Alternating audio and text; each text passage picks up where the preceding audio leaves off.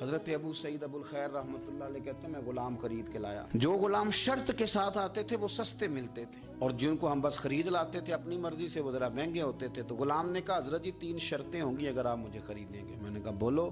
کہنے لگا پہلی شرط یہ ہے کہ میں سارا وقت آپ کی بات مانوں گا، پر اذان ہوگی تو پھر میں کسی کی بھی نہیں سنوں گا، پر میں جانوں میرا رب جانے.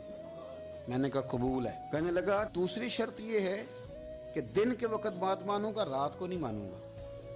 میں نے کہا یہ آرام کرنے کا عادی ہوگا، نیند زیادہ آتی ہوگی، بعض لوگ زیادہ سوتے ہیں. میں نے کہا ٹھیک ہے. اس نے تیسری شرط یہ کہی کہ بہت سارے جگہوں پہ لوگوں کے زیادہ غلام ہوتے ہیں تو ایک کمرے میں 5-5 6 لوگ رہتے ہیں. میں کمرہ علیحدہ لوں گا اکیلا، ٹوٹا پھوٹا دے دیں، پرانا دے دیں، کسی حویلی کے پچھواڑے دے دیں، پر کمرہ میں الگ لوں گا. کہتے میں نے کہا یار یہ بھی قبول. میں اسے گھر لے آیا. میرے دل میں تھوڑا تھوڑا کھٹکا تھا کہ یہ کہتا ہے میں وقت پر نماز کے لیے جاؤں گا، کہیں کام چوری نہ کرے، لیکن فرماتے ہیں یہ تو کام دوسروں سے زیادہ